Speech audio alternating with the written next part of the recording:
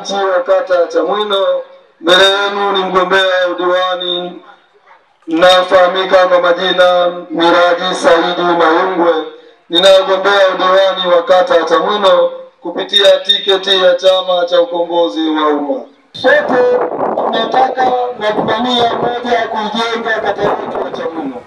Je, tutatumia mbinu gani ili kuweza kujenga kata yetu ya Chamwino? Tunahitaji kuchagua kiongozi aliyekuwa bora kwa niaba ya kuwatumikia wananchi na sio kiongozi ambaye yupo kwa ajili ya kutumikia maslahi yake. Katika kata yetu ya Chamwino tumekuwa na barabara mbovu ambazo hazipitiki, si kipindi cha mvua bali ni kwa kipindi chote. Mtakaponipa fursa ya mimi kuwa diwani wa kata ya Chamwino, nitakwenda kubadilisha miundombinu ya barabara katika kata hii ya Chamwino. Kata hii ya Chamwino ni miongoni mwa kata ambazo zipo mjini kati, lakini ni kata ambayo ukitafuta maduka ya jumla huwezi kuyapata kwa sababu ya miundombinu ni mibovu. Hamwezi mkajua umuhimu wa barabara kama bado hamjawa na barabara zenye kupitika masaa 24. Leo hii kata ndogo ya Chang'ombe kutokana na miundombinu mizuri imekuwa ikiendelea kiuchumi mpaka kuwa na maduka ya jumla. Leo hii katika kata yetu ya Chamwino hakuna duka hata la simenti la jumla. Kutokana na hayo ni kutokana na miundombinu mibovu ya barabara. Endapo tutakaporekebisha miundombinu ya barabara katika kata yetu, barabara za mitaa zikawa zenye kupitika na sio kuwa ni kama viwanja, tutafungua uchumi wa kata yetu ya Chamwino. Watu wenye maduka watakuja kuwekeza maduka yao makubwa na kuwekeza masto yao. Leo hii watu wanafanya kazi Wangoi barabara 9 ya 6, lakini hawezi kuja kuweka masteo katika kata yetu ya Chamwino kutokana na miundombinu mibaya, hawezi kufikia huduma zao. Napozungumzia miundombinu ya maji taka, leo hii tunafahamu hata mradi wa SUA kuna sehemu inafika watambaza maji taka katika mitaa yetu. Nitakwenda kudhibiti mradi wa SUA kuwa ni sehemu ambayo itakuwa inanufaisha wananchi na sio kuwakera katika kuharibu mazingira na kuhatarisha afya za wananchi wa Chamwino. Mtakaponichagua kuwa diwani wa kata ya Chamwino, nitakwenda kujenga kata yetu kwa kuhakikisha wananchi na wakazi wa kata ya Chamwino watoto wao wanapata elimu bora na sio bora elimu. Nitakwenda kuondosha michango mashuleni na kuweka hali ambayo kila mzazi atamudu gharama za elimu na sio kukwambia elimu bure huku michango ikiwa na mkuki. Ninakwenda kuifanya elimu yetu iwe ni yenye kupatikana kwa urahisi na sio wanafunzi wanaweza kutoka kata moja kwenda kata nyingine. Leo hii tukizungumza shule ya sekondari, hatuna shule ya sekondari ndani ya kata yetu. Wanafunzi wetu wanalazimu kutoka katika kata yetu ya Chamwino na kwenda kusoma katika kata jirani ambayo ni kata ya Chang'ombe ilipokwenda kujenga shule sekondari ya Chinangani ambayo tunaambiwa ni shule yetu, lakini haipo kwenye kata yetu. Mpango wa kila kata kumiliki shule ya kata ni shule kuwa kwenye kata hiyo na sio kwenda kujengwa katika kata nyingine. Nilivyohoji na kufuatilia ni kwa nini shule ya sekondari ikaenda kujengwa katika kata nyingine, niliambiwa kuwa kata ya Chamwino haina maeneo ya kujenga shule ya sekondari. Baada ya kufuatilia nikaja kugundua tuna maeneo mengi ambayo baadhi ya wapiga dini ambao mmewachagua nyinyi kwenda kuwawakilisha, badala ya waende kuwawakilisha wamekuwa ni madalali ya ardhi. Mtakaponichagua mimi nikawa diwani wa kata ya Chamwino, nitakwenda kufanya kazi na sitakwenda kuwa dalali wa ardhi wala dalali wa kitu chochote. Na haya maeneo ambayo yameuzwa, wengine wamekodishiwa watu ambao wameweza kujenga makanisa ya temporary, huku tukiwa tunahangaika sehemu ya kusimamisha shule ya sekondari. Maeneo mengine yameuzwa na kujenga magesti. Tutahakikisha tunarudisha maeneo hayo ili yaweze kutuendeleza sisi wana Chamwino. Swala la pili, nitahakikisha naifungua kata hii kiuchumi. Na nitawezaje kuifungua kata hii kiuchumi? Nitaweza kuifungua kata hii kiuchumi kwa kuliboresha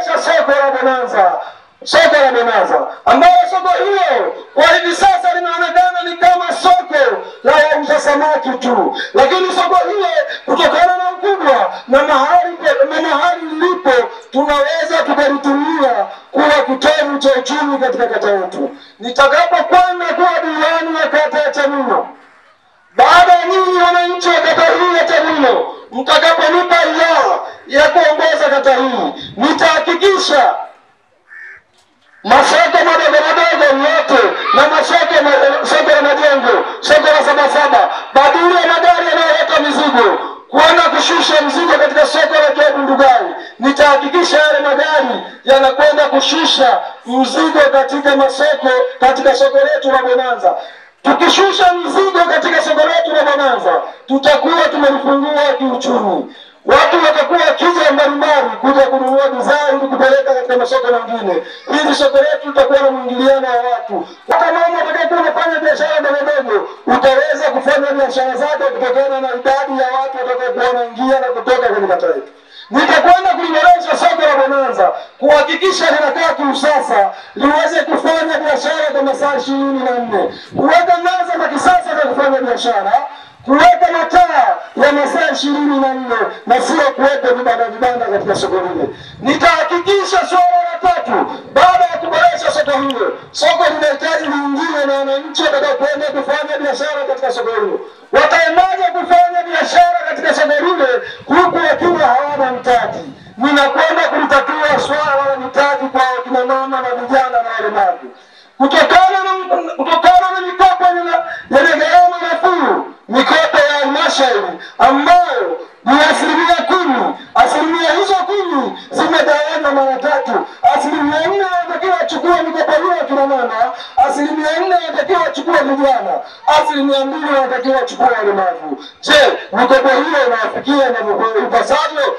Mikopo hiyo inatolewa yenye riba nafuu ambayo ni rafiki kwa watu, imekuwa inafikiri watu wamekuwa wakinufaisha vikundi vya watu wachache. Nitahakikisha kina mama mnapata mikopo kwa wakati ili muweze kuendeleza soko la Bonanza. Soko la Bonanza hata nikilitenga kwa namna gani, nikalirekebisha kwa namna gani, kama mtakuwa hamna mtaji, hamtaweza kufanya biashara zenu katika soko hili. Nitahakikisha mnapata mtaji yenye kulingana na mtaji wenu ili mwende mkafanya biashara, tuweze kuinua uchumi wa kata yetu ya Chamwino.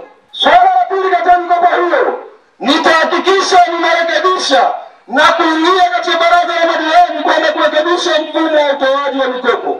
Mfumo wa utoaji wa mikopo hiyo ya halmashauri pia ni kitanzi kwa wachukuaji mikopo. Ili upate mkopo huo wa halmashauri, unahitajika muunde kikundi cha watu 5.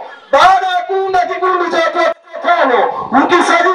Baada ya kukisajili, muandae katiba yenu. Baada ya katiba, mwende kwa diwani. Baada ya diwani, mwende kwa mtendaji, mwende halmashauri, mfungue akaunti ya benki, ndiyo mje kupokea mkopo wenu. Hilo swala ni swala lenye mlengo mkubwa linalowapelekea watu wengi kusababisha na kukata tamaa ya kuchukua mkopo huo. Mtakaponikabidhi kijiti hiki cha kuwapumzisha wenzangu na kuingia mimi madarakani, mgombea wa chama cha umma, nitahakikisha ninaweka sera rafiki zitakazowafanya mpate mkopo huo kwa bila masharti magumu. Haiwezekani kausha damu wakaamini kadi ya mpiga kura, wakaamini kitambulisho cha NIDA, kitambulisho cha taifa, alafu serikali tusiamini. Leo hii miongoni mwa sababu zinazopelekea kina mama, vijana na makundi mbalimbali kwenda kuchukua mikopo ni kutokana na urahisi wa upatikanaji wa mikopo hiyo. Ndiyo maana inaenea kwa kasi nchini na kukua kwa kasi. Namna na njia wanazozitumia kuweza kupata watu katika mikopo yao hawa kwa ushadamu, tutahakikisha tunazitumia sisi serikali. Maana watu binafsi hawezi kukuamini wewe mtu alafu sisi tusikuamini. Badala ya mkopo huu kusubiria halmashauri, nitahakikisha unashuka katika serikali za mitaa. Ili upate mkopo utaenda kuchukulia katika serikali zako za mtaa na utapata kiurahisi, kwa sababu mwenyekiti wa mtaa anakutambua, anajua taarifa zako vizuri, anajua taarifa zenu na anajua mtakwenda kufanya nini ule mkopo, na namna ya kurejesha tutatengeneza taratibu ambao utakuwa ni rafiki kwenu. Hii mfumo ambao unasababisha watu wapate mkopo ni mfumo ambao ni mgumu na unaumiza wengi, na ndio maana wanakata tamaa. Waomba wananchi namna wanarudisha kata yetu nyuma kimaendeleo. Ndugu zangu wana Chamwino, hata Mwalimu Julius Kambarage Nyerere aliwahi kuzungumza na kusema yeyote anayeokopa revolution ni mnyonyaji, ni mnyonyaji, ni mnyonyaji. Sasa leo hii wana Chamwino tunashindwa kuendelea kwa sababu tunashindwa kufanya maamuzi kwa kusikiliza sera za mtu. Tunafanya maamuzi kwa kuangalia rangi ya chama. Chama kioni madarakani kuongoza mtu, anayekwenda kuongoza ni mtu na sera zake. Kama chama hicho kimekosa kwa matunda, mnaweza mkatafuta haki sehemu nyingine. Maneno haya aliyozungumza Mwalimu Julius Kambarage Nyerere na akiwaambia na CCM, endapo Tanganyika, endapo Tanzania hawataipata haki kupitia Chama cha Mapinduzi, wataitafuta kupitia chama kingine, na si chama kingine kilichokusudiwa ni chama cha ukombozi wa umma, CHAUMMA. Chama cha CHAUMMA kimekuja kulia na wananchi, kucheka na wananchi, kutabasamu na wananchi. Kila hali itakayopitia wananchi na chama hiki cha CHAUMMA kitaipitia. Ndugu zangu, tuache kuogopa na tuache kuweka rangi za vyama na wetu. Tuweke mtu moyoni na sera zake anazozitaka ni zipi ili tuweze kufanikiwa. Endapo tutaendelea kuchagua rangi ya chama, bana rangi hii hata ingeweka jiwe ningeipigia hii, rangi hii haifai. Tunazidi kuongeza madayari katika nyasa mbalimbali. Tunashinda kuchukua maamuzi na kuibadilisha kata yetu. Tuna miaka 61 ya muungano tangu tuungane Tanganyika na Zanzibar.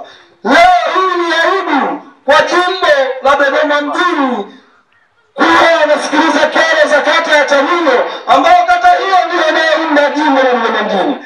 Kata ya Chamwino ambayo ipo mjini kilomita 5 kutoka katikati ya mji, yani hata kwa mguu unatembea. Leo hii bado tunazungumzia shule ya sekondari, bado tunazungumzia ujenzi wa zahanati. Zahanati tunayo ni moja tu ya Habiba ambayo haiwezi kuhudumia wananchi 21,100. Idadi ya wananchi tunao ndani ya kata yetu 21,000 na pointi zake ni idadi kubwa sana ambayo zahanati moja haiwezi kuhudumia. Tunatakiwa kujenga zahanati zingine, na ikiwezekana kutokana na kata yetu kuwa na idadi kubwa ya wapiga kura, kuwa na idadi kubwa ya wakazi, kila mtaa huwa na zahanati yake. Lakini hatuwezi kuwa na zahanati kila mtaa kutokana na sisi tumeweka vyama moyoni badala ya kuweka kata yetu moyoni. Tufikie hatua tuseme sasa inatosha. Kata yetu ni bora kuliko chochote. Kata yetu ni ardhi yetu. Ardhi yetu ni urithi wa babu na mjukuu atakuja kurithi ardhi hii. Endapo tusipochukulia maamuzi yaliyokuwa thabiti namna gani tunakwenda kuikomboa kata yetu, vijukuu zetu watakuja kutulaumu na kusema kama mtokea mtu ambaye hata uwezo wa macho upo, macho yake hawezi kutazama nini kimeandikwa, tunaweza kumpatia fursa aende kaongeze kwa muda wa miaka 5, anashindwa kuibadilisha kata yetu, na walikuwepo watu wenye uwezo kuongoza. Tumeshindwa kuwapa nafasi, tutakwenda kuharibu vizazi vyetu. Maamuzi tunayofanya tarehe 29 ya mwezi wa 10 ndiyo yatabeba dira ya kata yetu ya Chamwino. Leo hii mwanamama ambaye anakwenda kujifungua mlipa kodi ya nchi hii, akifika hospitali anaanza kuulizwa umekuja na vifaa vya kujifungulia. Yaani mama ukiwa hospitali unatakiwa uende na mkoba umejaa vifaa na beseni, uende na vigongo mkoba umejaa na beseni, mataulo, mikasi, viwembe na kadhalika. Sasa hii yote ambao mama huyu anaenda kuzaa mlipa kodi atakayekuja kuendeleza nchi hii, ni kwa nini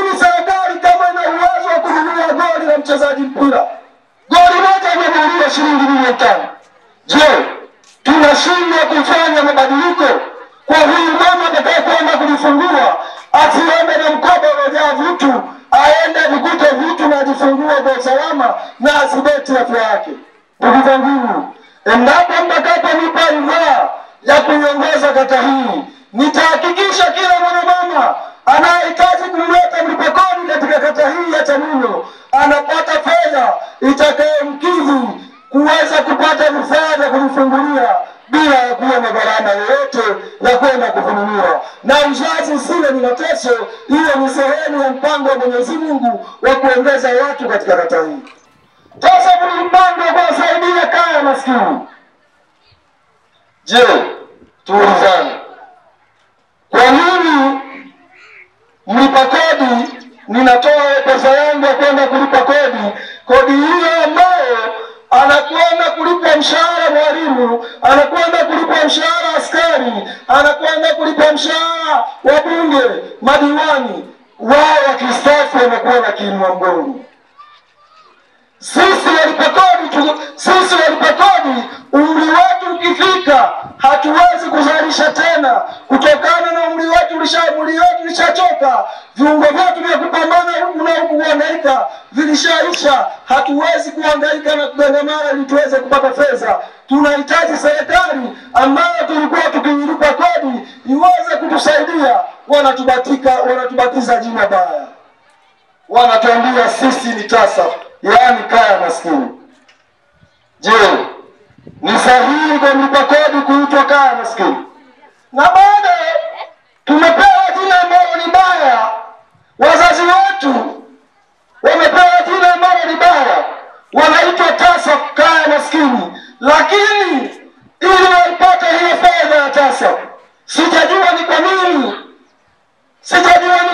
sheria imekuwa ngumu kiasi hiki. Ili mtu aipate fedha ya TASAF anahitajika aende akafanya usafi wa mitaro, aende usafi wa kulima. Jamani, ndugu zangu, hii ni aibu kwa nchi yenye miaka 61 ya uhuru. Mtu kuweza kufanya pesa kujikimu kimahitaji anaitwa maskini, na bado kutokana na umri wake hauwezi kufanya kazi. Hauwezi kufanya kazi ya kijamii. Umri wake hauwezi kufanya kazi ya kijamii. Anatakiwa pewa pesa hiyo ili iweze kumsaidia kimaisha. Anapewa fedha kwa manyanyaso, aende kufagia barabara. Ndugu zangu, ninawaambia, kama sheria ya mtu ili apewe pesa ya TASAF, ni lazima afanye kazi katika utawala wangu ambao mtakwenda kuwasilisha tarehe 29 mwezi wa 10 inshallah, Mwenyezi Mungu akipenda. Nitaiondoa sheria hiyo. Kwanza nitahakikisha katika kata yangu mbadilisha jina hilo. Sitahitaji waitwe TASAF, nitahitaji waitwe walipa kodi wastaafu. Na hao walipa kodi wastaafu, yaani sio TASAF, walipa kodi wastaafu, nitahakikisha wanaipata fedha yao ambayo imekusudiwa kumfikia kila mmoja wao, kama ni 20,000, kama ni 50,000, kama ni 60, kama ni 70, kama ni laki, waipate bila kufanya kazi za mtandaoni. Hakuna mtoto anayeridhika kumwona mama yake, baba yake akidhalilishwa na ufanyaji usafi. Ndugu zangu, nchi hii, kata hii ina utajiri ambao unaweza kuwalipa watu wake bila ya kuwanyanyasa na kuwasurubu. Ninawahakikishia wananchi wa kata ya Chamwino na wakazi wote, endapo mtakaponipa ridhaa ya kuliongoza gurudumu hili, nitakwenda kuliongoza kwa hofu ya Mwenyezi Mungu na kuangalia maslahi ya dhati ya kata hii na sio maslahi ya mtu mmoja mmoja. Ndugu zangu wa TASAF, itakapofika siku ya tarehe 29, jiandaeni kwa kubadilishwa jina. Sio kuitwa TASAF tena, mtaitwa walipa kodi wastaafu. Haiwezekani watu ambao wanalipa kodi, wanalipa mshahara kwa kodi zetu sisi wananchi, wakistaafu wanapewa milioni ya fedha. Sisi tunastaafu tunakuwa watumishi. Sasa sisi tunastaafu na tubaki na TASAF. Hawa wakistaafu na staafu. Yaani ndani ya kata moja, ndani ya nchi moja, kuna watu ambao wana haki na watu ambao hawana haki. Kwa nini utokee hivyo? Ni kutokana na wanaofanya hivyo wao miongoni mwao hakuna wahanga wa TASAF. Sisi tunatokea katika maisha ya chini, ambao tunajua TASAF inatugusa katika maisha yetu. Tutahakikisha tunaboresha swala la TASAF na kuwa walipa kodi wastaafu ili waweze kupata haki zao. Ndugu zangu,